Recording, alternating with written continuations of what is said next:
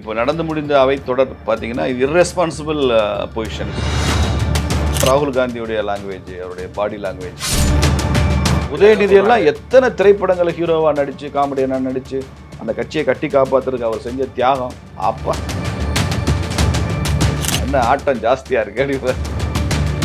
பிஜேபிக்கு தனி மெஜாரிட்டி கிடைச்சிருக்கு அப்படின்னு குடியரசுத் தலைவர் உரையிலேயே வந்து தவறான தகவல்கள்லாம் கொடுத்துருக்காங்க அப்படின்னு திருமாவளவன் அரசியல் பயிற்சி பெற்றவர். இப்படி பித்துக்குளித்தனமா பேசுறதுனால நான் சொல்றேன். திருமாவளவன் வந்து இந்தியாவே கலைச்சிடும் கூட சொல்லுவார். இந்தியான்னு ஒரு நாடே கூட கலைச்சிடும். சர்ச்சுன்னா இப்படி இருக்கும், மசூதினா இப்படி இருக்கும், நல்லா இருக்கும். இந்து கோயில்னு ஆபாச படமா சிலையா போட்டிருந்தா தான் இந்து கோயில் கொச்சப்படுத்தினவர் தான் அவர். மெஜாரிட்டியோட மத்தியில் ஆட்சி செய்த கடைசி பிரதமர் யார்? 3வது முறை முழுசையாக உட்கார வைக்க முடியலையே உங்களுக்கு. நீங்கள் வந்து யாராவது டிபெண்ட் பண்ணியிருக்கக்கூடிய சூழல் தானே இருக்கு. இதெல்லாம் உங்கள் ஆசை, உங்கள் கனவு. கனவு காண்டுகிட்டு இருக்கிறார் ராகுல் காந்தி படுத்து தூங்கிட்டு. அதே கனவு அண்ணன் ஸ்டாலினுக்கு இருக்குது, அண்ணன் திருமாவளவனுக்கு இருக்குது. இந்த கனவெல்லாம் போயிட்டு போங்க. இதெல்லாம் பகல் கனவு சார். அதை தாண்டி போனால் பதவியை தூக்கி எறிஞ்சிட்டு போயிட்டே இருப்போம் சார். பொறுங்க சார், ஏன் அவசரப்படுறீங்க? ஏன் காலில் வெந்நியை ஊற்றிட்டே திருறீங்க?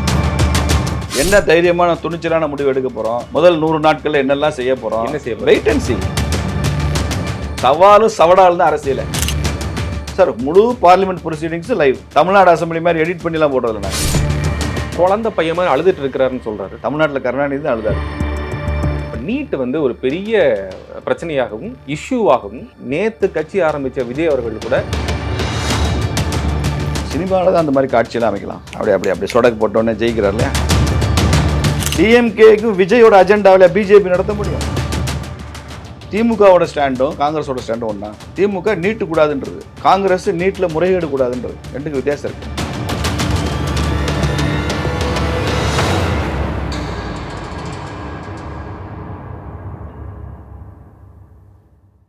எல்லாமே நல்லா இருக்கும், எல்லாருக்கும் பிடிக்கும். சென்னை சில்க்ஸின் தரமான ஆடி, பெருமை மிக ஆடி. Meenakshi Academy of Higher Education and Research. Admission open. Apply online. GRT Jewelers. பெராண்டா race banking மற்றும் கவர்மெண்ட் தேர்வுகளுக்கான ஆன்லைன் மற்றும் ஆஃப்லைன் பயிற்சி. வணக்கம் நேர்களே. இன்றைய நமது சிறப்பு நேர்காணலில் பாஜகவினுடைய மாநில பொதுச் செயலாளர் பேராசிரியர் திரு ராம ஸ்ரீனிவாசன் அவர்களை சந்தித்து நடப்பு அரசியல் குறித்து பேச இருக்கின்றோம். வணக்கம் சார். எப்படி இருக்கிறீங்க? நல்லா இருக்கு. நீங்கள் எப்படி இருக்கீங்க? நல்லா சிறப்பு. மகிழ்ச்சி உங்களை சந்திச்சது. இந்த 2 நாள் நாடாளுமன்றம் குடியரசுத் தலைவர் மீதான உரை மீதான விவாதம் எப்படி போச்சுன்னு நினைக்கிறேன்? மகிழ்ச்சி அளிப்பதாக இல்லை. ஏன்னா எதிர்க்கட்சிகள் வந்துங்க ஒரு ஜனநாயகத்தில் பொறுப்புள்ள எதிர்க்கட்சிகளாக இருக்கும். இப்போ நடந்து முடிந்த அவை தொடர் பார்த்தீங்கன்னா இது இர்ரெஸ்பான்சிபிள் பொசிஷன்ஸ். குறிப்பாக ராகுல் காந்தியுடைய லாங்குவேஜ், அவருடைய பாடி லாங்குவேஜ் எல்லாமே ஏதோ புதுசாக அவர் ஏதோ ஆட்சிக்கு வந்துட்ட மாதிரி அவர் நினச்சிக்கிறார். 99 சீட்டு தான் வாங்கியிருக்காங்க. அதான் மோடி ஐயா அதை சரியாக சொல்லியிருக்காரு. 543 இடங்கள்ல 100க்கு 99 இல்லை, 100க்கு 99 இல்லை, 543க்கு 99.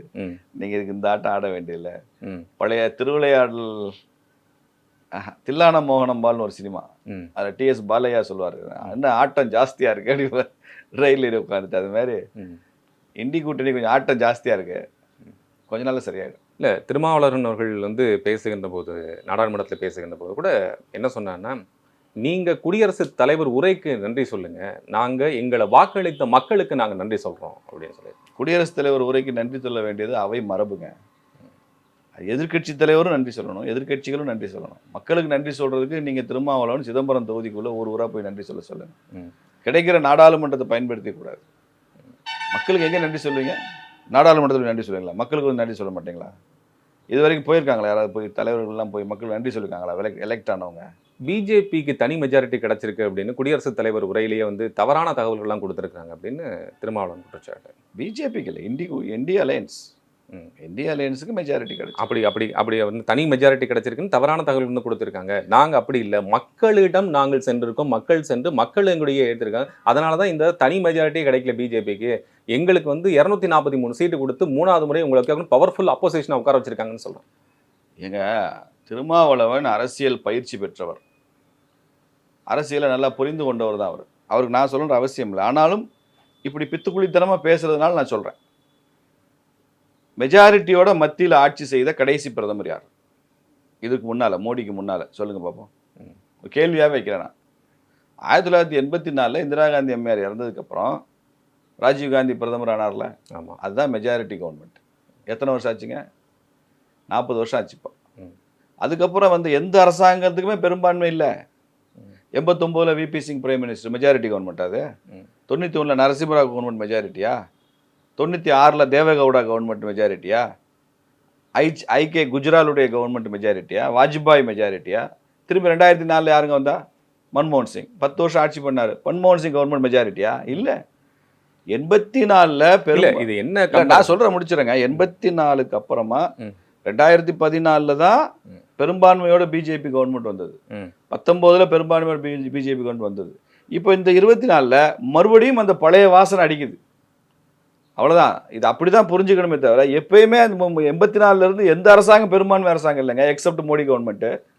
நீங்கள் அதை நினச்சி ஒரு ஸ்டேபிள் கவர்மெண்ட் கொடுத்தோன்னு நினச்சி சந்தோஷப்படணும். பிரதமர் அவர்கள் சொல்லுகின்ற போது கூட 60 வருஷத்துக்கு அப்புறம் எங்களை 3வது முறையாக உட்கார வச்சிருக்காங்க மக்கள் அப்படின்னு. ஆமாம் ஆமாம். 3வது முறையை முழுசையாக உட்கார வைக்க முடியலையே உங்களுக்கு. நீங்கள் வந்து யாராவது டிபெண்ட் பண்ணியிருக்கக்கூடிய சொல்ல தானே இருக்கு. 5 வருஷம் ஆட்சி பண்ணியாச்சுன்னா அதானே அர்த்தம்.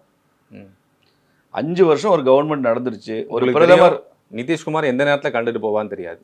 சந்திரபாபு நாயுடு அவர்களுடைய சப்போர்ட் எந்த அளவுக்கு இருக்குன்னு தெரியாது. நீங்கள் ஆந்திராவுக்கும் அமராவதிக்கு முழுமையான அமௌண்ட் கொடுக்கலைன்னா, தண்ணீர் வாட்டர் ரிசோர்ஸ் ஒதுக்கலை, நிதி ஒதுக்கலைன்னா அவர் கண்டுட்டு போவாரான்னு தெரியாது. இதுதானே எதிர்கட்சியோட குற்றச்சாட்டு. இதெல்லாம் உங்கள் ஆசை, உங்கள் கனவு.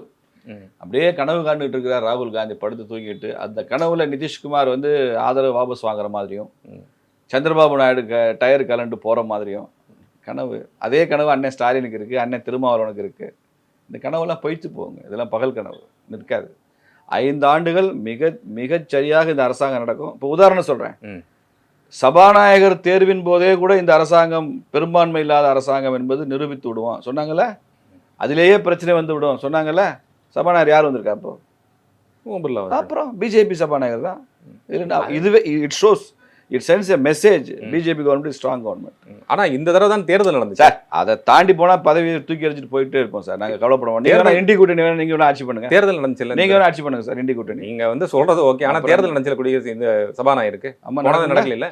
குரல் வாக்கெடுப்பு தானே. நம்ம குரல் வாக்கெடுப்பு தேர்தலில் ஓட்டா போட்டாங்க. குரல் வாக்கெடுப்புல இவங்க கலந்துக்கவே இல்லை. நீங்கள் உங்களுக்கு தான் மெஜாரிட்டி இல்லாத அரசாங்கம்னா நீங்கள் உங்கள் சபாநாயகர் நிறுத்தி ஜெயிக்க வச்சுக்க வேண்டியன. ஏஜே வெற்றி பெற வைக்க முடியல. அப்போ இந்தி கூட்டணி ஸ்ட்ராங்காக இருக்கு, இல்லை என்டிஏ ஸ்ட்ராங்காக இருக்குன்னு அர்த்தம். பாஜக கூட்டணியில் இருக்கக்கூடிய, பாஜக தலைமையிலான கூட்டணியில் இருக்கக்கூடியவர்கள் ஜனநாயகத்தை அழிக்க பார்க்கிறார்கள், இந்தியா கூட்டணியில் இருக்கக்கூடியவர்கள் ஜனநாயகத்தை பாதுகாக்க பார்க்கிறார்கள் அப்படின்னு. ஏங்க, பிஜேபியில் உள்ளவங்க ஜனநாயகத்தை அழிக்க நினைச்சிருந்தா இல்ல, அதுதான் இதுக்கு தான் எங்களுக்கு மதிப்பு கொடுத்து மக்கள் எங்களுக்கு இவ்வளவு ஓட்டு கொடுத்துருக்காங்க. எங்களுக்கு வந்து கட்சி இது பொசிஷன் கொடுக்கணும் கூட பரவாயில்ல. யார் கையில இருக்கு கட்சி? அதான் கட்சி பொசிஷன் கொடுக்கல கூட பரவாயில்லைங்க. ஒரு சிறந்த ஆப்போசிஷன் வந்து உட்காந்துருக்கும். இதுவே உங்களுக்கு ஒரு பெரிய அடியா இல்லையான்னு கேட்கறேன். இல்ல, என்ன அடி? என்ன அடிங்க? 240 இங்க பாருங்க, 241 இடங்கள்ல பிஜேபி மாத்திரமே ஜெயிச்சிருக்கு. கூட்டணியும் சேர்க்கும் போது என்டிஏ மெஜாரிட்டி தாண்டி வருது. ஒட்டுமொத்த இந்திய அலையன்ஸும் பிஜேபி என்ற தனி கட்சி வாங்கின 240 சீட்டுக்கு கூட வரல. நீங்கள் எல்லா 28 கட்சியும் கூட்டினா நீங்கள் என்ன பெரிய அப்பீட் மூடில் பேசுகிறீங்க? 28 கட்சி இண்டி கூட்டணியில் 28 கூட்டினா கூட நீங்கள் 240க்கு பக்கத்தில் வர முடியல. தனியாக ஒரு கட்சி 240 சீட்டு ஜெயிச்சு ஆட்சியை பெற்றிருக்கோம். 3வது முறை ஆட்சிக்கு வந்திருக்கிறோம். பெருசாக ரொம்ப என்ன பேசிகிட்டு இருக்கீங்க? பொறுங்க சார், ஏன் அவசரப்படுறீங்க? ஏன் காலில் வெந்நியை ஊற்றிட்டே திடுறீங்க பார்லிமெண்ட்டுக்குள்ளே? Wait and see. என்ன தைரியமான துணிச்சலான முடிவு எடுக்க போகிறோம்? முதல் 100 நாட்களில் என்னெல்லாம் செய்ய போகிறோம்? என்ன செய்ய போகிறோம்? Wait and see. என்ன செய்ய போகிறேன்? வெயிட் அண்ட் சின்னு தான் சொல்கிறேன். அதுக்கு வருஷம் ஒன்றுனா வரும். பட்ஜெட் வரப்போகுது பாருங்கள், பட்ஜெட்டில் என்னென்ன அறிவிப்பு வரப்போகுதுன்னு பாருங்கள். அதனால் நிச்சயமாக இந்த கண்ட்ரியில் இனிமேல் இண்டி கூட்டணி காங்கிரஸ் கூட்டணியில் ஆட்சிக்கு வர முடியாது. அது 20 வருஷம் வரவே முடியும். என்ன ஒரு மமதை இது? 20 வருஷம் நீங்கள் ஆப்போசிட்ல வரவே முடியாதுன்னு சொல்கிறாங்க. எப்படி பேசுகிற ஒரு பிரதமர்னு மக்கள் எங்கே கூட இருக்காங்க சார். அதுக்குன்னு ஒரு அளவு 20 வருஷம் நாங்க தான் இருப்போம், நீங்களா வரவே முடியாதுன்னு சொல்றது முடியாது, நியாயமான இருக்குது. அப்ப நீங்க என்ன விதமான பர்பஸையும் நீங்க யூஸ் பண்ணுவீங்கிறது தான் அதனுடைய அர்த்தமா இருக்கு அப்படின்னு கேள்விகள். இது இப்படி சொல்றது மமதை தானே உங்க கணக்குப்படி? அதுதான் உங்க கேள்வி வைக்கிறாங்க. ராகுல் காந்தி என்ன பேசினாரு? உங்களால தமிழ்நாட்டில் ஆட்சிக்கு வர முடியுமா பிஜேபி? நீங்க முடிஞ்ச ஆட்சிக்கு வந்து பாருங்களேன்னு சொன்னீங்க. நாங்க சொன்னா மமதை, ராகுல் காந்தி சொன்னா ஒரு மாநிலத்துல சொல்றாங்க. தமிழ்நாட்டுல அத்தனை கட்சியும் பிஜேபி நோட்டா கீழே ஓட்டு வாங்குற கட்சி. நீங்க வேர் ஒன்ற முடியாது, கால் ஒன்ற முடியாது, உள்ள வர முடியாது, ஆட்சி அமைக்க முடியாது தானே சொல்லிட்டு இருந்தீங்க. இது மமதையா? வர முடிஞ்சது. இது மமதையா இல்லையா? வந்தோம் வரல ஜீரோ அதெல்லாம் அப்புறம் வச்சுக்கேன், அடுத்த விவாதத்தில் வச்சுக்கிறேன் நான். இது மமதை தானே? அரசியல்ல இந்த மாதிரி சவால்கள் இல்லாத அரசியலே கிடையாதுங்க. சவாலும் சவடால் தான் அரசியல். மோடியை பிரதமர் என்பதை இனம் காட்டி அவரை அடையாளம் காட்டி இவர்தான் எங்கள் பிரதமர்னு சொல்லி 23 கோடி பேர் வாக்களிச்சிருக்கான். உலகத்துல 23 கோடி மக்களால் தேர்ந்தெடுக்கப்பட்ட இன்னொரு தலைவன் உலகத்துல எந்த நாட்டிலும் கிடையாதுல. இப்ப அமெரிக்காவில் எலெக்ஷன் வரப்போகுது, எத்தனை வாக்காளர் வாக்களிக்க போறாங்க? 23 கோடி வாக்காளர்கள் ஓட்டளிச்சு தேர்ந்தெடுக்கப்பட்ட ஒரே ஆள் யாரு? ரஷ்யாவில், சீனாவில் எலெக்ஷன் கிடையாது. இங்கே உள்ள காம்ரேடெல்லாம் கத்திக்கிட்டு இருப்பாங்க, அங்கே எலெக்ஷன் இருக்கா? சீனாவில் பெரிய ஜனநாயகத்தை பற்றி நீங்கள் வாய்களே பேசுகிறீங்க. சீனாவில் தேர்தல் இருக்கா சார்? எந்த கம்யூனிஸ்ட் நாட்டில் தேர்தல் முறை இருக்கா? எந்த கம்யூனிஸ்ட் நாட்டிலேயாவது சுதந்திரமான நீதிமன்றம் இருக்கா? Unanimously elect. அப்போ நாங்கள் அப்படி செஞ்சோம்னா ஜனநாயகத்தை குழியில் புதைச்சிட்டீங்க, கான்ஸ்டியூஷன் புதைச்சிட்டீங்கன்னு பேசுவீங்க. யுனானிமஸ் கன்சென்சஸ்ன்னு சொன்னால் நீங்கள் தேர்தல் நடத்துறீங்கன்னு கேட்குறேன். எந்த கம்யூனிஸ்ட் நாட்டில் அதிபர்கள் மக்கள் வாக்களித்து தேர்ந்தெடுக்கப்படுகிற நடைமுறை உலகத்தில் எந்த கம்யூனிஸ்ட் நாட்டில் இருக்கு சொல்லுங்க? நீங்க பண்றதெல்லாம் சர்வாதிகாரம். இங்க இந்திய பார்லிமெண்ட்ல ஜனநாயகத்தை பத்தி வாய்களே பேசிட்டு இருக்கீங்க. 23 கோடி மக்கள் வாக்களிச்சிருக்காங்க. ஹிஸ்டாரிக்கல். உலகத்துல எந்த தேசத்துல கிடையாது. இதுதான் ஜனநாயகம். இது பெரிய சக்சஸ். 23 கோடிங்க, சும்மா இல்ல. காங்கிரஸ் 13 கோடி தான். இன்னும் எங்க பக்கத்திலே வர்றதுக்கு அவங்களுக்கு இன்னும் 15-20 வருஷம் ஆகும். காங்கிரஸ் எங்களை பேசவே விட மாட்டேங்கிறாரு அவைத்தலைவர். நாங்க பேசினாலே நீங்க உட்காருங்க, பேசணும். எதிர்கட்சி தலைவரோ அல்லது எதிர்கட்சி சார்ந்திருக்கோ பேசுனா அவைத்தலைவர் அனுமதிப்பாருங்க. கூச்சலிடுறதுக்கு அவைத்தலைவர் அனுமதிக்க மாட்டாருங்க. கூச்சலிடுறீங்க, அதுதான் முக்கியம். பேச ஆரம்பிச்சாலே உடனே ஆப்போசிட்ல இருந்து பேசுறது. மோடி பேசுறப்ப எவ்வளவு டிஸ்டர்ப் பண்ணீங்க? பாராளுமன்றத்துல என்ன நடக்குதோ முழுசா டெலிகாஸ்ட் லைவ் காமிக்கிறோம். மக்கள் காமிக்கட்டும். அப்படியே? ஆமா, லைவ் டெலிகாஸ்ட் தானே. யார் பேசுனது? எல்லாரும் பேசுறது. அப்படியே சார், முழு parliament proceedings live. Tamil Nadu assembly மாதிரி எடிட் பண்ணிலாம் போடுறதில்ல. நாங்கள் இங்கே தான் எடிட் பண்ணி செலக்டடாக போடுறாங்க. உங்களுக்கே தெரியும் நீங்கள் சொல்கிறது எப்படி இருக்குன்னு. ஏங்க முழுசாக லைவுங்க. நீங்கள் வெரிஃபை பண்ணீங்க. பார்லிமெண்ட்டுக்கு கூடியதிலிருந்து அவை கலையும் இந்த பக்கம் ஆப்போசிட்ல நடந்த ஏதாவது ஒரு விஷயம் வெளியே வந்ததா? லைவ் டெலிகாஸ்ட் போயிட்டு இருக்குங்க. கம்ப்ளீட் ஒரே கேமரா தான் இருக்கோ உள்ள? Full live telecast. அப்போ நீங்கள் கேமரா எங்கே பக்கம் திருப்புங்கன்னு சொல்லலையா? திருப்பாமல் ராகுல் காந்தி காமிச்சாரு. ராகுல் காந்தி பேசும்போது ராகுல் காந்தி யார் பேசுகிறாங்க அதுதான் காமிப்பாங்க. மோடி அவர்கள் பேசுகின்ற போது மோடி அவர்கள் மட்டும்தான் காமிச்சாங்க. வேற எந்த பக்கம் ஆப்போசிட்ல எதுவுமே வரலையே. ராகுல் காந்தி பேசுறப்ப எல்லா பக்கமும் இருந்தது. எல்லா பக்கமும் இருந்தது. ஒயிட் ஸ்கிரீன் இருந்தது, ஆப்போசிட்ல இருந்தது. நீங்க லைவ் டெலிகாஸ்ட் நான் காமிக்கிறாங்க. ஒரு அவையில ஒரு உறுப்பினர் என்ன பேசுறாருன்னு மக்களுக்கு தெரியும்னு சொல்றேன். நீங்க ஆங்கில காமிக்கிறாங்க. சினிமா ஷூட்டிங் நடத்துறாங்களா பார்லிமெண்ட்ல? 2 மணி நேரம் பாராளுமன்றத்தில் சினிமா ஷூட்டிங் நடத்துறாங்க. சுத்தி காமிக்கிறதுக்கு 10 கேமரா 20 கேமரா வச்சுட்டு எல்லாம் பண்ண முடியாது. அந்த லைவ் டெலிகாஸ்ட் கூட நீங்க அசம்பிளியில பண்ணலன்றது என் குற்றச்சாட்டு. அதையாவது பண்ண சொல்லுங்க. ரைட். இது அவர்கள் தரப்புல நான் வைக்கும்போது கேளும்போது நான் நிச்சயமாக இதை சொல்றேன். 2 மணி நேரம் 20 நிமிஷம் மக்களவையில் மட்டும் பேசியிருக்காரு. மொத்தமா 4 மணி நேரத்துக்கு மேல பிரதமர் அவர்கள் பேசியிருக்காரு. இதுல காங்கிரஸ் மீதான குற்றச்சாட்டு மட்டுமே நிறைய அவ்வளவு குற்றச்சாட்டுகள் இருக்குது. ஏன் இப்படி? எங்களை மேல குற்றம் சுமத்துறதுக்கு மட்டும்தான் இவர் பிரதமரா இருக்காரா? எங்களை மேல குற்றச்சாட்டுக்கு மட்டும்தான் மக்களவையில் பேசுறாரா? குடியரசுத் தலைவருடைய உரையில இதுதான் இருக்கா? முக்கியமான கருத்து தலித்துகள் பத்தி இல்ல, நீட் தேர்வு பத்தி இல்ல. இப்படி குடியரசுத் தலைவர் கார்கே அவர்கள் மாநிலங்களவையிலும் ராகுல் காந்தி மக்களவையிலும் அவ்வளவு தூரம் பேசியிருக்காங்க. பிரதமர் என்ன பேசணும்னு நான் டிசைட் பண்ண முடியாது. காங்கிரஸ் கட்சியும் டிசைட் பண்ண முடியாது. பிரைம் மினிஸ்டருடைய ஸ்பீச்சுங்கிறது அவருடைய ப்ரீரெகட்டிவ். அவர் எந்த கான்டெக்ட்ல எதுக்கெல்லாம் பதில் சொல்ல விரும்புறாரு, எதெல்லாம் மக்களுக்கு போகணும், அந்த பதில் பிரதமருடைய பதில் மக்களுக்கு போகணும் விரும்புறாருன்றது அவர் தான் முடிவு பண்ணுவார். குழந்தை பையன் அழுதுட்டு இருக்கிறாருன்னு சொல்றாரு. யார் அழுகிறது? தமிழ்நாட்டில் கருணாநிதி தான் அழுதாரு. 13 ஆண்டு கால தண்டனை எனக்கு போதாதா அப்படின்னு எம்ஜிஆர் உடம்பு சரியில்லாதப்போ கருணாநிதி தான் அழுதாரு. தமிழ்நாட்டு அரசியல் ராத்திரியில அரெஸ்ட் பண்ணி போறப்போ ஐயோ அம்மா என்னை கொள்றாங்களேன்னு தமிழ்நாட்டில் தான் அழுதாங்க. ஒரு ஜனநாயக நாட்டில் அழுத தலைவர் ஐயா கலைஞர் மட்டும்தான். 23 கோடி மக்களால் தேர்ந்தெடுக்கப்பட்ட பிரதமர். எதிர்கட்சியோட குற்றச்சாட்டு என்ன? ஒரு குழந்தை பையனு போல் அழுது கொண்டு இருக்கிறாருன்னு சொல்லிட்டு நாடாளுமன்றத்தில் குடியரசுத் தலைவர் உரைக்கு பதில் சொல்லுகின்ற போது அவர் சொல்லுகின்ற எல்லாமே தப்பு கிடையாது. அழுதுகிட்டு இருந்தால் அழுதுதான் சொல்லுவாங்க. போய் பிரதமரை பிடிச்ச கட்டி பிடிச்சிட்டு கண்ணடிச்சாரே போன அவை தொடரல. அது எப்படி? அது குழந்தைத்தனம் இல்லையா? குழந்தைத்தனம் சொல்றாரு பிரதமர். அவரும் சொல்லலாட்டி வேற யார் தாங்க சொல்லுவாங்க? அபய் முத்ரா பத்தி பேசியிருந்தார். அவை தான் சொல்றாரு. அபய் முத்ரா பத்தி ராகுல் காந்தி பேசினது. ராகுல் காந்தியுடைய பல விஷயங்கள் குறிப்புல இருந்து நீக்கப்பட்டுருச்சு. அதுக்கு ஒரு லெட்டர் எழுதினார் ஓம் பிர்லா அவர்கள். ஓம் பிர்லாக்கு அதுக்கு பதிலே இல்லையே. அதாங்க நான் திருப்பி அதாங்க சொல்றேன். அவையில நடக்கிறது அதை நீக்கிற பொறுப்பு யாருக்கு இருக்கு? சபாநாயகருக்கு இருக்கு. சரிதானா? திரும்ப அவர் சபாநாயகருக்கு எழுதி அதை திருப்பி அவை குறிப்புல கொண்டு வர சொல்லுங்க. இது நான் உட்காந்து பதில் சொல்ல முடியாதுல்ல. இவர் என்ன பேசினாரு, ஏன் நீக்கினாங்கன்னு எனக்கு என்ன தெரியும்? இவர் எப்படி நடந்துக்கிட்டாருன்னு எனக்கு என்ன தெரியும்? டிவியில் பார்க்குறது மட்டும் வச்சுக்கிட்டு நாம் சொல்கிறோம். பிரதமர் பேசும்போது அதற்குரிய பதில்களை, குற்றச்சாட்டுகளை இவரும் மறுபடியும் கவுண்டர் அட்டாக் இவரும் பண்ணியிருக்கிறாரு. அவ்வளவுதான், முடிஞ்சு போச்சு. பாராளுமன்றம் முடிஞ்சு போச்சு. இந்த பட்ஜெட் செஷன் வருது. அப்போ இது எப்படி பொறுப்புள்ள கட்சியாக செயல்படுது பட்ஜெட் செஷன்ல பார்க்கலாம். நிச்சயமா நான் அடுத்த டாபிக் வரேன். இப்போ நீட் ஒரு பெரிய பிரச்சனையாகவும் இஷ்யூவாகவும் மாநிலத்திலையும் மத்தியிலேயே வந்துட்டு. இப்போ முதல்ல ஒரு மாநிலத்தில் தமிழகத்தினுடைய பிரச்சனையாக மட்டும் இருந்தது. நேற்று கட்சி ஆரம்பித்த விஜய் அவர்கள் கூட செகண்ட் டைம் மாணவர்கள்ட்ட பேசும்போது இதெல்லாம் சரியில்லைங்க, ஒன்றிய அரசு உடனடியாக ஒரு புது கன்கரண்ட் லிஸ்ட் வந்து உடனடியாக கூட்டு அரசியலமைப்பு சட்டத்தை மாற்றி கொண்டு வரணும், ஸ்பெஷல் கன்கரண்ட் லிஸ்ட் கொண்டு வரணும், அப்படி இல்லையா நீட் விலக்கு கொடுக்கணும் அப்படின்னு என்ன சொல்றாரு. அவர் சினிமாவில் தான் அந்த மாதிரி காட்சியெல்லாம் அமைக்கலாம். பேசியிருக்காரு ஒரு 3 மணி நேரம் சினிமா போட்டு அப்படி சொடக்கு போட்டோன்னே ஜெயிக்கிறார் இல்லையா, கிளைமேக்ஸில் வில்லனுக்கு அடிச்சு தோம்சம் 9-10 மணி நேரம் நின்று மாணவர்களுக்கு வந்து விருதுகள் வழங்கி எல்லாம் கொடுத்து அவர் வந்து பேசியிருக்காரு. நீட்டை யார் கொண்டு வந்தான்னு கேளுங்க விஜய்கிட்ட. நீட்டு பற்றி எந்தெந்த நீதிமன்ற தீர்ப்புகள் என்ன சொல்லியிருக்குன்னு கேளுங்க.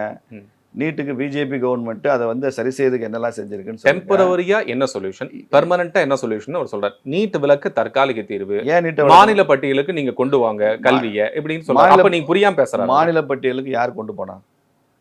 மாநில பட்டியலிருந்து பொதுப்பட்டியலுக்கு கல்வி எடுத்து சென்றவர்கள் யார்? அதை கொடுத்து விட்டு அழுது கொண்டிருப்பவர்கள் யார்? எடுத்தது இந்திரா காந்தி. சரி, அவங்களே எடுத்தவர். நீங்க பெரிய மனது பண்ணி நீங்க கொடுக்கலாம். தேவையில்லையே, கல்வி பொதுப்பட்டியல தான் இருக்கணும். நான் எங்க பாலிசி இல்லையே சார். உங்க அஜெண்டா வச்சு நான் கட்சி நடத்த முடியாதுங்க. டிஎம்கேக்கும் விஜயோட அஜெண்டாவில பிஜேபி நடத்த முடியும். பிஜேபி அஜெண்டா கல்வி பொதுப்பட்டியல் இருக்கணும்ன்றதான். நீங்க ஆட்சிக்கு வந்ததுக்கு அப்புறம் மாத்துங்க. விஜய் வந்து கடுமையான குற்றச்சாட்டு அரசினுடைய மெத்தன போக்கு எதுன்னு சொல்லியிருக்காரு. அப்புறம் எப்படி திமுக சொல்றீங்க? திமுக பொதுப்பட்டியல்ல கல்வி இருக்கிறத விரும்புதா, மாநில பட்டியலுக்கு வரணும்னு நினைக்குதா? திமுக மாநில பட்டியலுக்கு வரணும். 10 வருஷம் ஆட்சி இருந்தீங்க, என்ன பண்ணீங்க? 10 வருஷம் மட்டும் இல்லைங்க, 17 வருஷமா ஜெயக்குமார் அவர்கள் குற்றச்சாட்டு. 17 வருஷமா நீங்க கூட வேற என்ன செஞ்சீங்க? 98ல இருந்து ஆட்சி இருந்தீங்கல்ல, அதான் 17 வருஷம். அப்ப என்ன பண்ணீங்க? நீங்க தான் மத்தியில, அது 7 மினிஸ்டர் 8 மினிஸ்டர்ல. அப்ப அந்த நீட் பிரச்சனையே இல்லையே. பொதுப்பட்டியல் சொல்றேன், கல்வி பொதுப்பட்டியல். இந்த இஷ்யூ ரைஸ் ஆறதுக்கு காரணம் நீட்டுக்கு சம்பந்தம் இல்லைங்க. கல்வி என்பது பொதுப்பட்டியல இருந்து மாநில பட்டியலுக்கு வரணும்ன்ற கொள்கையில உடன்பாடு இருந்தா திமுகக்கு, நீங்க இத்தனை வருஷம் என்ன பண்ணீங்கன்னு சொல்லுங்க. என்ன காரணத்தினா அவங்க கேட்கல? ஏன் பண்ணல நீங்க? ஏன் திமுக கேட்கல? இப்ப மத்தியில அரசுல பங்குல அங்கம் வகிக்காம இருக்கிறப்ப உடனே கேட்கறீங்க பொதுப்பட்டியல். சகோதரி அனிதா அவர்களுடைய மரணத்திலிருந்து தொடர்ச்சியாக நீட்டினால் பாதிக்கப்பட்ட 10க்கும் மேற்பட்ட உயிரிழப்பு. ராஜஸ்தான்ல பிஜேபி ஆட்சி கோட்டால வந்து செத்து போறாங்க, பீகார்ல பேப்பர் லீக் ஆகுது, பல இடங்கள்ல பிரச்சனைகள் இருக்கு. இது ஒரு பிரச்சனை இஷ்யூவாவே தெரியலையா? அது கன்சென்சஸ் நமக்கு வேண்டாம். உங்க பிரச்சனை ஒருத்தர் சட்டையே போடக்கூடாதுன்றதா, சட்டை அழுக்கா இருக்கக்கூடாதுன்றதா? மற்ற மாநிலங்களில் பேசுறதெல்லாம் நீட்டில் நடக்கிற முறைகேடுகள், அதில் நடந்துவிட்ட தவறுகளை அரசாங்கம் சரி செய்ய வேண்டும் என்பது தான். அங்கே நேஷனல் டெஸ்டிங் ஏஜென்சி உட்பட எல்லாரும் குற்றம் சொல்கிறாங்க. அதுக்கு மத்திய அமைச்சர் வந்து ரொம்ப தெளிவாக பதில் சொல்லியிருக்கிறாரு. தவறுலேருந்து யாரும் தப்பிக்க முடியாது, தண்டனையிலேருந்து சொல்லியிருக்கிறாரு. அது நடவடிக்கை எடுக்கப்படும். திமுகவோட ஸ்டாண்டும் காங்கிரஸோட ஸ்டாண்டும் ஒன்றா? திமுக நீட்டு கூடாதுன்றது, காங்கிரஸ் நீட்டில் முறைகேடு கூடாதுன்றது. ரெண்டுக்கு வித்தியாசம் இருக்கு. இதே ராகுல் விஜயகாந்தி செல்வப்பிரந்தை அவர்கள் கிளாரிஃபை பண்ணாரு. என்னன்னா பிரஸ் மீட்ல சொன்னாரு, நாங்கள் கொண்டு வந்த நீட் வேறு, இவர்கள் கொண்டு வந்திருக்கக்கூடிய நீட் வேறு. நாங்க கொண்டு வந்திருக்க நீட்ல வந்து அந்தந்த மாநிலங்கள் விருப்பம் இருந்தால் வைத்துக் கொள்ளலாம், இல்லை என்றால் வேண்டாம் என்று விட்டுக் கொள்ளலாம். மாநில பாடத்திட்டத்தில் நடக்க என்சிஆர்டி பாடத்தில் எப்படிங்க இப்போ எக்ஸாம் எழுதுவான்னு கேட்குறாங்க. அப்படி கிடையாது. அவங்க கொண்டு வந்த நீட்ல எல்லாம் அப்படி கிடையாது. முழுக்க முழுக்க உச்சநீதிமன்றத்தினுடைய வழிகாட்டுதல் நடக்குது. இப்போ கூட இந்த கேஸ் உச்சநீதிமன்றத்தில் தான் பெண்டிங்ல இருக்கு, நிலுவையில் இருக்கு. அப்படி ஒன்றும் நீட்டை வந்து மத்திய அரசாங்கம் நினைச்சோன்னு ரத்து பண்ண முடியாது. ஏன்னா கோர்ட்ல இருக்குது, கோர்ட்டு மூலமா தான் வரணும். இவங்க கோர்ட்டுக்கு போக வேண்டியன, நீதிமன்றத்தில் இருக்கிற தீர்ப்பு விரைவா நீதி வழங்க சொல்லுங்க. இவங்களும் இந்த இம்ப்ளீட் பண்ணியிருக்காங்கல்ல கோர்ட்ல, விரைவா நீதிமன்றம் வழங்க சொல்லுங்க. நீட்டு வேண்டாம் நீதிமன்றம் சொல்லிட்டு எடுத்துட்டு போயிடலாம். மத்திய அரசு செய்யணும் என்ன? விஜய்க்கு இதெல்லாம் எதுவுமே தெரியாம பேசிட்டு இருப்பாவும். அவருக்கு எல்லாம் தெரியாது, இந்த பின்னணிலாம் தெரியாது. திமுக என்ன செய்யுது, அந்த கட்சி என்ன சொல்லுது, நான் அதர் ஸ்டேட்ஸ்ல என்ன பண்றாங்க, இதெல்லாம் தெரியாது. இல்லை சார், அவர் என்ன சொல்கிறேன்னா, நான் வந்து பேச வேண்டாம் தான் நினச்சேன். ஆனால் வந்து இப்போ இன்னைக்கு சூழல் வந்து கம்பல்சரியாக ஒரு விஷயத்தை உங்ககிட்ட பேசி ஆகணும் ஒரு சூழல் இருக்குது. இந்த நீட் வந்து தான் மிக முக்கியமாக நான் நினைக்கிறேன். தாழ்த்தப்பட்ட மிகவும் பிற்படுத்தப்பட்ட இந்த மாணவர்களுடைய கனவுகளையும் சிரிக்குது, மாநில உரிமைகளை பறிக்குதுன்னு சொல்கிறேன். இவ்வளோ தெரியாமல் பேசுகிறேன். என்ன உரிமை? தமிழ்நாட்டில் 69% இடஒதுக்கீடு இருக்குல்ல இல்லையா? பட்டியல் அணிக்கு, பட்டியல் வகுப்பினருக்கு இடஒதுக்கீடு இருக்குது, பிற்படுத்தப்பட்டவருக்கு இருக்குது, மிகவும் பிற்படுத்தப்பட்டவருக்கு இருக்குல்ல, ரிசர்வேஷன் இருக்குல்ல. அந்த ரிசர்வேஷன் நீட்னால பாதிச்சிருக்கா? 69% ரிசர்வேஷன் நீட்னால பாதிச்சிருக்கா?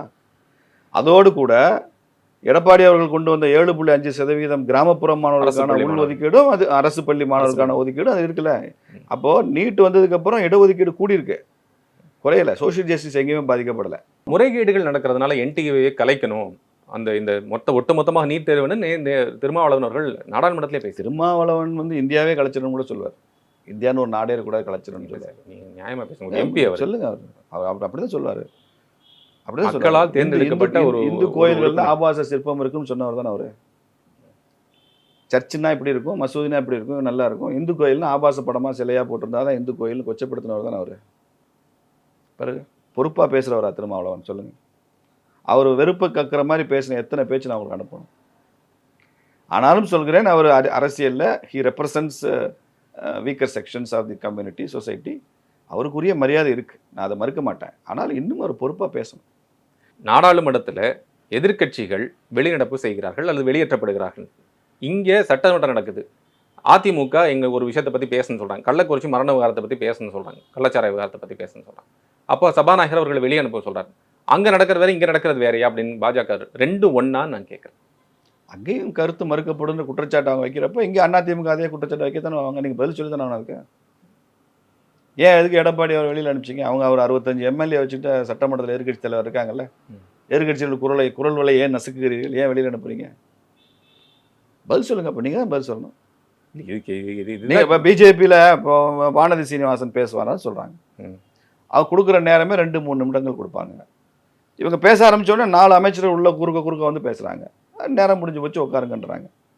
எனக்காவது திமுக எம்எல்ஏ, அதிமுக எம்எல்ஏ மற்றவங்க பேசுகிறப்ப உள்ள அமைச்சர்கள் குறுக்க வர்றாங்களா? இல்லை. அப்போ இது எல்லாமே வந்து பிஜேபியினுடைய குரல் ஒலிக்கக்கூடாது, மக்களுக்கு அந்த உண்மை என்னன்னு தெரிஞ்சிடக்கூடாதுன்றதுக்கான ஒரு கான்ஸ்பிரசி தான். எலெக்டட் எம்எல்ஏ அவங்க வந்து என்ன சார், அதில் என்ன பிரச்சனை? அவங்க பேசுறதுக்கான நேரம் கொடுக்கப்படுது, அவங்க வந்து தங்களுடைய கருத்தை தாங்க நான் சொல்கிறேன். நீங்கள் அவங்ககிட்டே ஒரு நாள் இன்டர்வியூ பண்ணி கேளுங்க. அவங்களுடைய ஒவ்வொரு சட்டமன்ற உரையின் போதும் எவ்வளோ குறுக்கீடுகளோடு அவங்க அதை பேச வேண்டியிருக்கு, அந்த ஃப்ளோ கட் ஆகிற மாதிரி என்னெல்லாம் நடக்குதுன்னு கேளுங்க. அவங்க சொல்லி தான் நான் சொல்கிறேன், எனக்கு தெரியாது. அவங்களே என்கிட்ட வருத்தத்துடன் பகிர்ந்து கொண்டதை தான் நான் அவங்ககிட்ட சொல்கிறேன். குறுக்க வருவாங்க, பேச விட மாட்டாங்க. நம்ம ஒரு கருத்து சொல்ல ஆரம்பிக்கும் போது 2 மினிஸ்டர்ஸ் உள்ள குறுக்க வந்து கருத்து சொல்லுவாங்க. பாஜகவுடைய தலைவர் வந்து மாநில தலைவர் இப்போ வெளிநாடு போகிறதாக சொல்லப்பட்டிருக்கு. போகக்கூடாதா? சொல்லுங்க. போகக்கூடாதான்னு கேட்குறேன். ஏன் போனேன்னா மாநில தலைவர் பொறுப்பில் இருக்கா, எப்படியும் தேசிய தலைவருடைய பெர்மிஷன் இல்லாமல் போக முடியாது. தேசிய தலைவர் பெர்மிஷன் கொடுத்தா தான் போகணும். ஒப்புதல் ஏற்கனவே தேசிய பெர்மிஷன் வாங்கியாச்சு. நட்டாஜி தான் தேசிய தலைவர். கேசி பழனிசாமி அவர்கள் இன்னைக்கு ஒரு ட்வீட் போட்டிருந்தாங்க. என்ன போட்டிருக்காங்கன்னா, நேற்று வந்து அவர்கள் அண்ணாமலை அவர்கள் பேசுகின்ற போது என்ன சொல்லியிருந்தாங்கன்னா, இளைஞர்கள் வந்து நாங்கள் படிக்கணும்னு ஆசைப்படுறோம், அதுக்காக நான் போகிறேன் அப்படின்னு சொன்னேன். அது ஏன் உங்களுக்கு புரிய மாட்டேங்குது? உங்களுக்கு பிடிக்கும், நீங்கள் படிக்கணுங்க அப்படின்னு சொன்னார். அது கேசி பழனிசாமி அவர்கள் ஒன்று, காமராஜர் படித்தாரா, எம்ஜிஆர் படித்தாரா, கலைஞர் கருணாநிதி அவர்கள் படித்தாரா, ஜெயலலிதா அவர்கள் இதெல்லாம் வெளியே போய் படிச்சுட்டு வந்தால் மக்களின் மனதை படித்தார்கள், அதை தான் அவர்கள் வெற்றிகரமாக இருந்துச்சு அப்படின்னு. அப்படி இல்லை. உங்களுக்கு அம்பேத்கர் எங்கே போய் படித்தார்? காந்தி, நேருலாம் எங்கெல்லாம் போய் படித்தாங்க? இதே ஆக்ஸ்போர்டில் தானே ஜவஹர்லால் நேரு படித்தார். லண்டன் யூனிவர்சிட்டியில் தானே காந்தி படித்தார். அண்ணல் அம்பேத்கர் வந்து அமெரிக்காவில் போய் கொலம்பியா யூனிவர்சிட்டியில் படிச்சுட்டு வந்தார்ல. அப்படிலாம் அவங்க ஒரு வேர்ல்டு எக்ஸ்போஷர் கிடைச்சதுக்கப்புறம் அவங்களுடைய அரசியல் பரிமாண வளர்ச்சி எவ்வளோ உச்சத்தில் இருந்தது, எவ்வளோ பாலிஷ் ஆனாங்க. காமராஜர் படிக்காமலே முதலமைச்சராக இல்லையான்ற கேள்வி கேட்காதீங்க. ஏன்னா படிச்சிருந்தாருன்னா அவர் பிரதமராக இருப்பார். மக்களின் மனதில் படிக்க இல்லைங்க, மக்கள் மனதை படித்தவர் தான் காமராஜர். அவருக்கு மட்டும் இன்னும் கொஞ்சம் கல்லூரி படிப்பு, இன்னும் உயர்கல்வி படிப்பு, இன்னும் காந்தி, நேரு இவங்களுக்குலாம் அம்பேத்கருக்கு கிடைச்ச மாதிரி வெளிநாட்டு படிப்பு காமராஜர் பெருந்தலைவருக்கு கிடைச்சிருந்தா அவர் இந்தியாவில் அவரோட ஆளுமை இன்னும் 1000 மடங்கு அதிகமாக இருக்கும், பிரதமராக இருப்பார். அது இல்லாதனால தான் தமிழ்நாட்டுக்குள்ளே சுருங்கிட்டார். அகில இந்திய அளவில் காங்கிரஸ் கட்சியினுடைய தலைவராக இருந்தார். கலைஞருக்கே முறையான படிப்பு இருந்தால் அவருடைய ஆளுமை இன்னும் அதிகமாக இருக்கும். அதனால் முறையான படிப்பை கொச்சப்படுத்தாங்க. இது யாரோ 10ஆம் பசலத்தை நம்ம 1950 பேசிகிட்டு இருக்காங்க. முறையான படிப்பு அவசியம். இன்றைக்கி உலகளவில் நான் உங்கள் தகவலுக்காக சொல்கிறேன், நிறைய பல்கலைக்கழகங்களை அரசியலை வந்து முக்கியமான ஒரு படிப்பாக எடுத்துக்கொண்டு அதுக்கு வந்து 3 வீக்ஸ் கோர்ஸு, 15 வீக்ஸ், 18 வீக்ஸ்னு பெரிய அளவில் பயிற்சி நடத்துகிறாங்க. அவங்க எல்லா நாட்டினுடைய முக்கியமான அரசியல் கட்சிகளுக்கும் அவங்க அங்கேருந்து அனுப்பிச்சு இதுக்கு நீங்கள் வந்து உங்கள் யங் லீடர்ஸ் இதுக்கு அனுப்புங்கன்னு சொல்கிறாங்க. அவங்ககிட்டே கேட்டிங்கன்னா தெரியும், இதுக்கு அதிகமாக ரெஸ்பாண்ட் பண்ணுற ஒரு கட்சி பிஜேபி. தமிழ்நாட்டில் இந்தியாவிலேருந்து ஒவ்வொரு வருஷம் 10 பேர் 12 பேர்னு பல பல்கலைக்கழக லண்டனுக்கு, அமெரிக்காவுக்கு அனுப்பிச்சிட்ருக்கோம். இலங்கையிலேருந்து கூட இலங்கையில் அந்த கட்சி வந்து ஒரு நபர் அனுப்புகிறாங்க ஒவ்வொரு ஆண்டும். நாம் 10-12 பேர் அனுப்புகிறோம். வடகிழக்கு பகுதியிலேருந்து மாத்திரம் நிறைய பேர் அந்த மாதிரி படிச்சுட்டு வந்திருக்காங்க.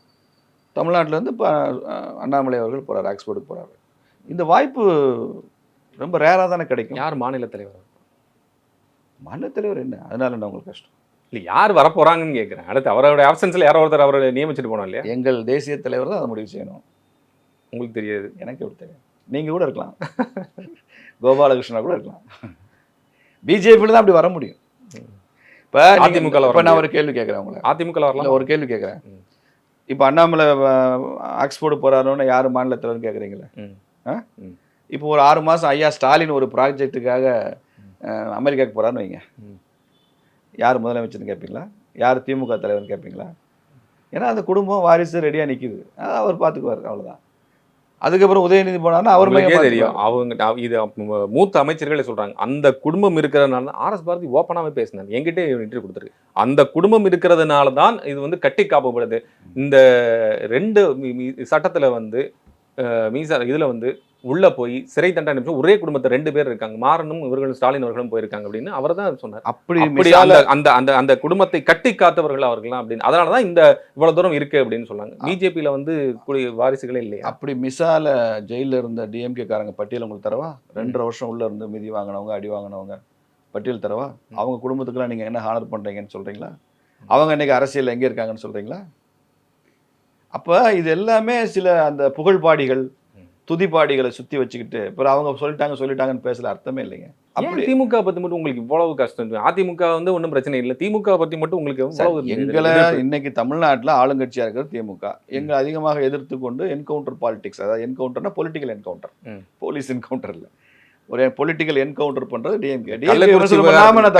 கள்ளக்குறிச்சி விவகாரத்தில் இல்லை, அது நீங்க எகெயின்ஸ்ட் பண்ண அதான் கேள்வி கேட்கல. ஆனா வந்து என் கேள்வி நீங்க என்ன உள்வாங்கி நீங்க அதுக்கு ரெஸ்பாண்ட் பண்ணவே இல்லை. சொல்லுங்க என்ன அண்ணாமலை வெளியில 6 மாசம் படிக்க போறானு யாரு தலைவர் கேக்குறீங்கல்ல. இந்த மாதிரி திமுக நடக்காது, நிச்சயமாக திமுக நடக்காது. ஏன்னா திமுக வாரிசு ரெடியா இருக்கு, வாரிசு தான் போவாங்க. அதனால இந்த மகாராஜா ராஜராஜ சோழனுக்கு அப்புறம் ராஜேந்திர சோழனுக்கு அப்புறம் குலோத்துங்க சோழன் இப்படி போயிடுவாங்க, அது பிரச்சனை இல்லை. இது ஜனநாயக பூர்வமா நடக்கிற கட்சி, அதனால நீங்க யார் தலைவர்னு கேக்குறீங்க? தேசிய தலைவர் முடிவு. இது வந்து பாஜக மாநில தலைவர் பொறுப்புங்கிறது எல்லாருக்கும் பார்க்க முடியும். அதனால யார் வராங்க அப்படி அந்த ஒரு தாங்க சொல்றேன், அடிப்படையில் தான் அந்த கேள்வி கேட்க முடியும், டிஎம்கேல கேட்க முடியாதுன்னு சொல்றேன். டிஎம்கேல ஸ்டாலின் 6 மாசம் ஃபாரின் போறாருன்னா யாருங்க கட்சி தலைவர்னு கேட்க மாட்டீங்க. கட்சியை பார்த்துக்கிறதுக்கு உதயநிதி இருக்காரு. ஏன்னா அந்த குடும்பம் தியாகம் செஞ்ச குடும்பம், அந்த குடும்பத்தை விட்டு அந்த கட்சியை கட்டி காப்பாத்துறதுக்கு ஆளே இல்ல.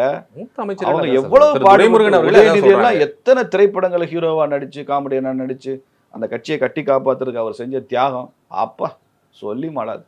இதுக்கு முன்னால என்னங்க கள்ளக்குறிச்சி மரண இந்த கள்ளச்சாராய விவகாரத்துல வந்து உடனடியாக 24 மணி நேரத்தில் நடவடிக்கை எடுத்திருக்குன்னு சொல்லி அவர் வந்து முதலமைச்சர் வந்து சட்டசபையிலே பேசுறாரு. ஆனா அது வந்து ஒரு துளி கூட ஒத்துக்கக்கூடக்கூடியதாக இல்லையா? எப்படி அது வந்து உடனடியாக இத்தனை பேரை சஸ்பெண்ட் பண்ணி ஒரு துளினா இந்த கள்ளச்சாராயத்துல ஒரு துளியா? அதுல உள்ள ஒரு துளி கூட ஒத்துக்க மாதிரி இல்லை. ஏன் கண்ணுக்கு முன்னால எவ்வளவு பேர் 60-65 எவ்வளவு டெத் டவுன் தெரியும், 65 பேர் செத்து போயிட்டாங்க. நிறைய பேருக்கு உடல் பாதிப்பு இருக்கு, கண்ணு போச்சு அது போச்சுன்றான். அந்த லிஸ்ட்ல இன்னும் வெளில வரல, அரசாங்கம் அதை எப்போ வெளியிடும் தெரியல. 60-65 பேர் தாலி எடுத்திருக்காங்க பெண்கள். அதுல எத்தனை பேர் இளம் பெண்கள். ஒரு லைவ்லி ஒரு breadwinner of the family செத்து போனான்னா அந்த குடும்பம் எவ்வளவு நடுத்தருக்கு வந்துடும்.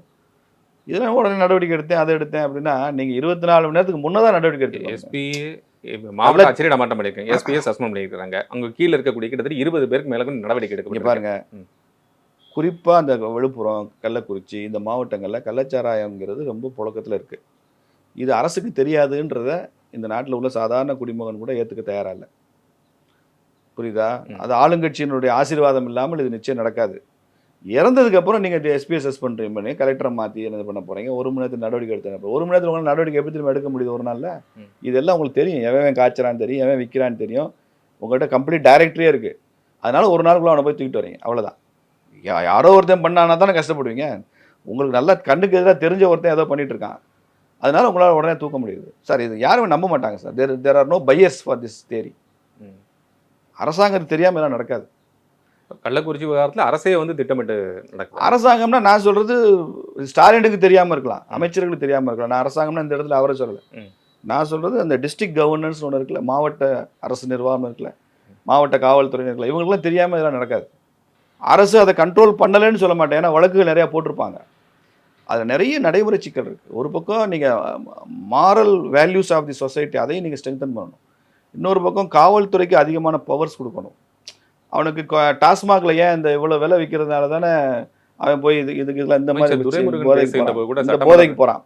அப்போ நீங்கள் டாஸ்மாக்ல விற்கிறது அரசாங்கம் மறுபரிசீலனை பண்ணுங்க, டாஸ்மாகை மூடுங்க. அது அல்டிமேட் கோல் அது. பட் இமிடியேட்டா அவர்கள் கூட சொன்னாங்க 1000 டாஸ்மாக் உடனடியா மூடுங்க. இமிடியேட்டா நான் என்ன சொல்றேன், அட்லீஸ்ட் டாக்ஸ் குறைச்சாது அவனுக்கு இந்த அவன் கள்ளச்சாரம் ஏன் போறான்? ஒரு 50 ரூபாய்க்கு ஒரு சரக்கு கிடைக்கின்றதுக்காக தான் போறான். அப்போ இந்த ஒரு நல்லபடியாக அரசாங்கமே விற்கிற சரக்கையாவது அவனுக்கு குறைச்ச விலையில கொடுக்குறதுக்கு ஏற்பாடு பண்ணி அமைச்சர் துரைமுருகன் அவர்கள் சொன்னாங்களே கிக் ஏர்லன்னு இருக்காரு. துரைமுருகன் வளமாக நல்லா அவருடைய பேச்சு நல்லா கிக்காக தான் இருக்கும். அமைச்சர் இப்படிலாம் பேசலாமா சட்டமன்றத்தில் கிக் ஏறல அது ஏறலன்னு? ஒருவேளை அதன் காரணமாக இருந்திருக்கலாம் அப்படி இருக்கலாம் சார். இதெல்லாம் சைக்காலஜி, குடிக்கிறவங்களுடைய உளவியல். நான் அதனால கள்ளச்சாராய விஷயத்தில் நான் வந்து ஒரு அரசாங்கத்தையே குறை சொல்றது, காவல்துறையவே குறை சொல்றது நான் சொல்ல மாட்டேன். ஏன்னா எல்லாத்தையும் தாண்டி மக்கள் ஒரு ஒரு பெரிய கூட்டம் ஒன்றை தேடி எங்கே ரகசியமாக வச்சாலும் ஓடி ஓடி குடிக்க ஒரு கூட்டம் இருக்கிற வரைக்கும் ஒரு அரசாங்கத்தால் கண்ட்ரோல் பண்ண முடியாது தான். ஆனால் அது வரைக்கும் காவல்துறை அரசாங்கம் தான் அதுக்கு பொறுப்பு எடுத்துக்கணும். அப்படி முடியாது, மக்கள் அப்படி ஓடி ஓடி குடிக்கிறான்றதுனால அதை அனுமதித்து அவனை சாக விட முடியாது. கல் கொண்டாங்க, அரசாங்கம் கல் கடையை திறக்கலாம்ல. ஏன் பக்கத்தில் கேரளாவில் கல் கடை இருக்குது, ஆந்திராவில் இருக்குது, கர்நாடகாவில் இருக்குது, பாண்டிச்சேரியில் இருக்குது. இப்போ இங்கே மாத்திரையா நீங்கள் கல் அவர்கள் வந்து மதுவிலக்கு கொள்கை வேணும்னு சொன்னப்போ நிர்மலா சீதாராமன் அவர்கள் வந்து அவங்கள பார்த்து என்ன அதெல்லாம் ஓகே நீங்கள் சொல்கிற உங்கள் நோபல் காசு தான் நான் ஏற்றுக்கிறேன்னா உங்கள் கூட்டணிக்கு முதல்ல போய் சொல்லுங்க அப்படின்னு ஒரு நல்ல விஷயத்த சொன்னால் கூட அதுக்கு உடனே நீங்கள் வந்து இப்படி சட்டையராக பேசினேன். மது விலக்குன மத்திய அரசு கண்ட்ரோல் அது. திருமாவளவன் மத்திய அரசு போய் மது விலக்கு பக்கத்தில் அண்ணன் ஸ்டாலின் இருக்காரு, திருமாவளவன் அன்பு தம்பி கூட இருக்காரு. அண்ணே சாராய கடையெல்லாம் மூடுங்கன்னு சொன்னால் வேலை முடிஞ்சு வச்சு மறுநாள் மூடிட போகிறாங்க. இதை போய் இதுக்கு ப்ரொடெஸ்ட் பண்ணாங்களே வள்ளுவர் கோட்டத்தில் வந்து மறுநாள் திமுக அரசுக்கு எதிராக தான் இந்த ப்ரொடெஸ்ட் நடந்துச்சு. ஒரு டோக்கன் ப்ரொடெஸ்ட். அவங்களும் எல்லாத்தையுமே வந்து இது பண்ணா அப்படி இத்தனை பேர் செத்து போனதுக்கு அப்புறமா ஏதாவது எதிர்த்து சொல்லணும்ல, இல்லைன்னா ஒரு இன்னும் ரொம்ப மோசமான விமர்சனம் வரும் அரசியல். அதனால உங்களுக்கு தெரியும் அடையாளம் 2 நாள் அங்க போய் தங்கி அதெல்லாம் பண்ண வேண்டியதா சார். நான் அதை பத்தியே குறை சொல்லல. ஸ்டாலினுமே உடனே ஸ்பாட்டுக்கு போனாரு. நான் ஸ்டாலின் போனதையுமே நான் வரவேற்கிறேன். நான் ஒன்றும் குறை சொல்லல அவரை. அதுக்குதான் இப்ப என்னன்னா ஒட்டுமொத்தமா அவர் என்ன சொல்றாருன்னா 4 மாநிலங்கள் தவிர மற்ற எல்லா மாநிலங்களிலுமே மதுவை அரசே ஏற்று நடத்துகிறது. நீங்க சிஏஏவை கொண்டு வரணும் ஆசைப்படக்கூடியவர்கள் அந்த அதே அரசியலமைப்பு ஆர்டிகல் மென்ஷன் பண்ணி சொல்றாரு. இந்த ஆர்டிகளை மென்ஷன் பண்ணி கொண்டு வரணும் ஆசைப்படுங்க. ஏன் அதே அதுக்கு முன்னாடி சொல்லப்பட்ட அந்த சட்டப்பிரிவின்படி கொண்டு வரலாம் இல்லையா அப்படின்னு கேட்கிறேன். மத்திய அரசாங்கம் கொண்டு மத்திய அரசாங்கம் தலையிட்டா பல மாநிலங்கள் உடனடியாக எங்களுடைய வருமானத்தில் மேஜர் டாக்ஸ் ரெவென்யூ வரி வருவாயில் இத்தனை சதவிகிதம் மதுனால தான் வருது. பல மாநிலங்கள் இயங்காது. இப்போ மத்திய அரசாங்கம் அந்த சட்டத்தை கொண்டு வந்தால் மத்திய அரசாங்கம் தான் அதுக்குரிய காம்பன்சேஷனை கொடுக்கணும் அப்படின்ற குரல் வந்துடும். அதுபடி கொடுக்க முடியாது. நீங்கள் மாநிலத்தில் படிப்படியாக அதை கொண்டு வாங்க, அதை ஒழிச்சிருங்க. இல்லை அதில் முறைகேடு இல்லாமல் பார்த்துங்க. பிரதமர் அவர்கள் வந்து நாடாளுமன்றத்தில் பேசுகின்ற போது ஊழலுக்கு எதிரான என்னுடைய கடுமையான நடவடிக்கை எடுக்கப்படும் சொல்லிட்டு இப்படி திரும்பி பார்க்குறாரு. என்ன மீன் பண்ணுறாரு? யாரை பார்த்தாரு? அதை நீங்க தான் சொல்லணும். எனக்கு தெரியாது. நீங்க அந்த காட்சியை பார்த்துருக்கீங்க, அதனால சொல்றீங்க. ஊழலுக்கு எதிராக கண்டிப்பாக நடவடிக்கைகள் எடுக்கப்படும் அப்படின்னு பாஜகவோட மாநில தலைவராகட்டும் அல்லது பாஜக சார்ந்த எம்பிக்கள் ஆகட்டும் திமுக மேல இருக்கக்கூடிய கண்டிப்பான நடவடிக்கைகள் எடுக்கப்படும் அப்படின்னு அவர் பல விஷயங்களை அதுல குறிப்பிட்டு பேசியிருந்தாரு. அது பாருங்க, ஊழல்னா டிஎம்கே சினானிம்ஸ் ஆயிடுச்சு பாத்தீங்களா இந்திய அரசு. அப்படி சொல்றாருன்னு நான் கேள்வி கேட்க. அதான் சொல்றேன், ஊழல்னு சொன்ன உடனே எல்லாருமே அப்படி டிஎம்கே பாக்குறாங்கன்னா இல்ல அப்படி நான் டிஎம்கே நான் அப்படி மென்ஷன் பண்ணல. நீங்க என்ன திருப்புறீங்க, நான் அதை சொல்லல. அப்ப யாரை பார்த்தாரு சொல்லுங்க. அவர் திரும்பி பார்த்தாரு அப்படின்னு ஒரு ரியாக்ஷன் இருந்துச்சு அப்படின்னு கேட்க. அதுதான் தலைவா, யாரை பார்த்தாரு, எந்த குறிப்பிட்ட எம்பியை பார்த்தாரு கேட்கிறேன். பக்கத்துல உட்கார்ந்துருக்க சக அமைச்சர்களை பார்த்திருக்கலாம். வந்து பக்கத்துல அது அமித்ஷா அவர்கள் உட்கார்ந்துருக்காங்க, ராஜ்நாத் சிங் அவர்கள் இருக்கலாம். அந்த இடத்துல ஒரு பாஸ் கொடுக்குறாரு. பெரிய தலைவர்கள் பேசுகிறப்ப ஒரு இடத்துல அப்படி பாஸ் கொடுத்து அப்படி நிறுத்தி அப்படி பார்த்துட்டு ஆடியன்ஸை பார்த்துட்டு அப்போ திரும்பி தொடருவாங்கல்ல, அது மாதிரி ரொம்ப இம்பார்ட்டன்ட் விஷயம். அதனால ஒரு பாஸ். சில டைரக்டர்ஸு சில முக்கியமான காட்சிகள் அப்படியே ஸ்லோ மோஷனில் காமிக்கிறாங்க இல்லையா, அது மாதிரி பாஸ் கொடுத்து பேசுகிறார். யாரையும் எல்லா பொதுவான நடவடிக்கைகள் தான். நாங்கள் யாரையும் ஹெல்ப் பண்ணுறதில்ல. ஊழலுக்கு எதிரானவங்கன்னா யாராக இருந்தாலும் தான் நடவடிக்கை எடுத்தால் ஆகணும். ஏதாவது ஒரு இடத்துல இந்த தேசத்தை சரி பண்ணி ஆகணும் சார். இப்படியே போய்கிட்டே இருந்தால் எப்படி? நம்மளால் என்ன முடியுமோ நம்ம லைஃப் டைமில் இந்த 5 வருஷம் ஆட்சி டைமில் என்ன முடியுமோ கரெக்டாக பண்ணிட்டு போக வேண்டியது. மிச்சத்தை அடுத்த ஜெனரேஷன் வந்து பார்த்துக்குவாங்க. But we should continue our journey. Right. மிக்க நன்றி சார். உங்களுடைய நேரத்துக்கும் கருத்து மிக்க நன்றி. வணக்கம்.